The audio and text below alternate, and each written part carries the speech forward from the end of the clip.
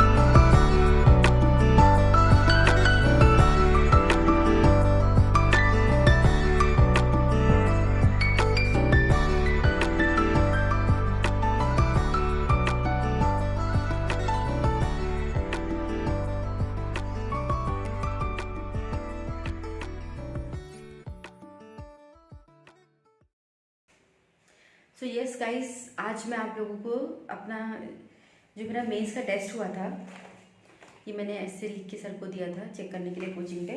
और ये जो मेरा मेंस के दोनों पेपर हुए थे, उन दोनों पेपर का है जो मुझे आज मिला है प्रॉपर एनालिसिस करके। लास्ट वीक मैंने पेपर दिया था, उसका एनालिसिस करके मुझे इस वीक मिला है। मैं पिछले कुछ दिनों में वीडियो नहीं डाल पाई बिकॉज मुझे थोड़ा कुछ हेल्थ इश्यूज चल रहे थे, तो मैं थोड़ा सही नहीं थी। मुझे ये एक पेपर मेरा जीएस का हुआ था और एक पेपर लॉ का हुआ था। जैसे वहाँ पे मिलते हैं एग्ज़ाम में हम लोग को मिलते हैं कि जितने जैसे क्वेश्चंस लिखे रहते हैं उसके प्रॉपर उतना ही गैप रहेगा उसके आंसर्स के लिए। तो वैसे ही मतलब मैम ने यहाँ पे जो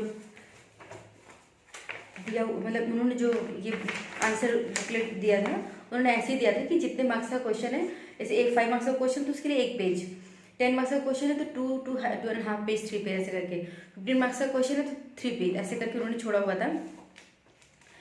तो मुझे ये जो टेस्ट मैंने मॉक दिया था, देखिए टेस्ट मुझे लिटरली बहुत अच्छा लगा।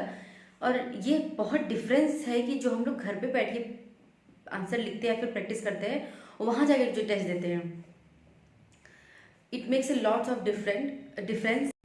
मतलब मुझे ऐसा फील हुआ कि मुझे अभी बहुत ज़्यादा प्रैक्टिस करने की ज़रूरत है। जो मैं घर पे लिखती हूँ आंसर्स देख के या फिर बाद में प्रैक्टिस करती हूँ, अभी उसको और भी ज़्यादा प्रैक्टिस की ज़रूरत है। यहाँ सब जो सर ने मुझे रिव्यू वगैरह दिए हुए हैं, हर एक मतलब क्वेश्चंस पे इन्होंने रिव्यू कर रखा है।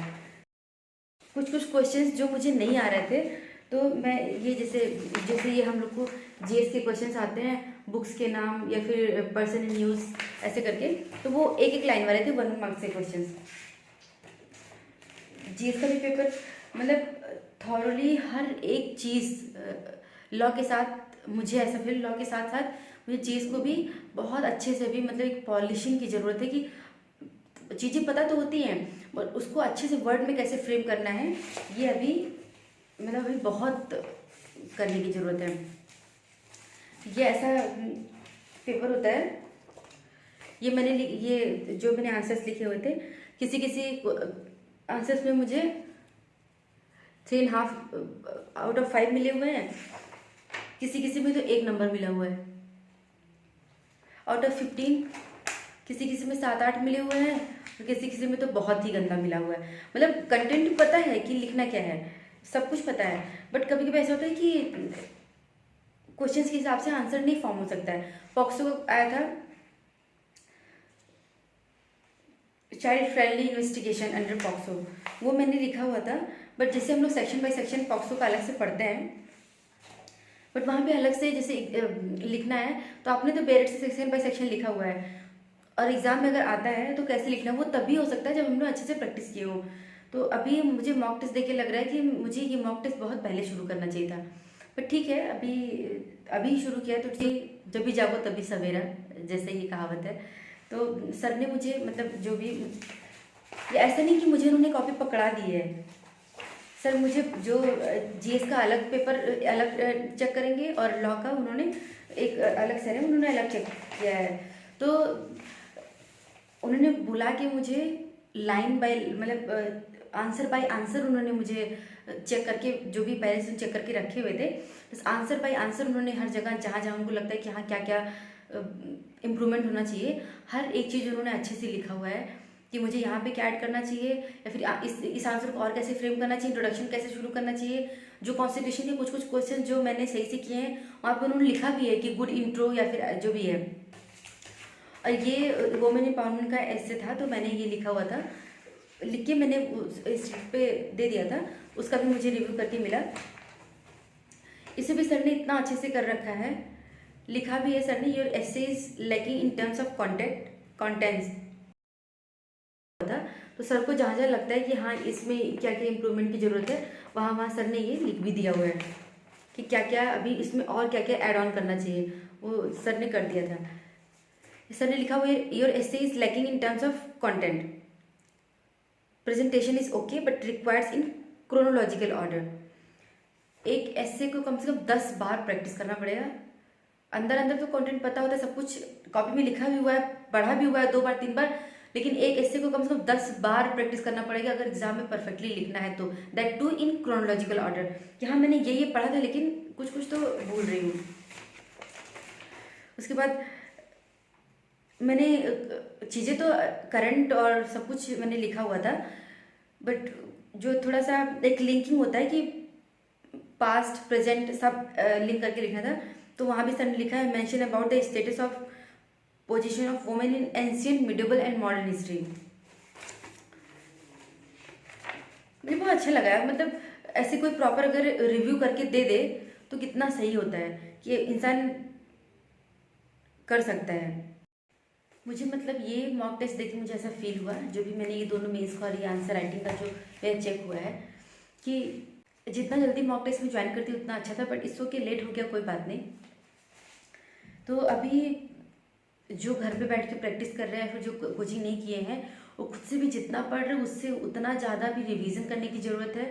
मतलब जितना मैं पढ़ रही हूँ, अगर मैं एक सब्जेक्ट को एक बार पढ़ रही हूँ तो मुझे कम से कम 3 बार 4 बार उसको रिवाइज करना है, और 3 बार 4 बार रिवाइज करने के बाद भी जो प्रीवियस ईयर क्वेश्चन है उसको लिख के प्रैक्टिस करने, जो मेंस के आते हैं उसको लिखना, उसको भी 10 बार कम से कम करना, ताकि एग्ज़ाम तक आते आते एटलीस्ट अगर आपके पास कोई नहीं भी है कि आप जिनको देख के चेक कर सकते हैं, तो इतना तो करना पड़ेगा मुझे भी और सबको भी, जिसको भी एग्जाम, जो भी एग्ज़ाम दे रहा है, कि एटलीस्ट एग्ज़ाम आते आते आप इतना अपने आप को सिंक्रोनाइज कर लें एग्ज़ाम के साथ कि लिखते लिखते इतनी प्रैक्टिस आपको बनानी पड़ेगी, मुझे भी, मेरे लिए भी है कि इतनी प्रैक्टिस बनानी पड़ेगी. So I hope you like this video and you get at least some kind of benefit and information from this video. So I'll see you in the next video. If you have any query, you can comment in the comment box. Till then, study well for your exam. Bye bye.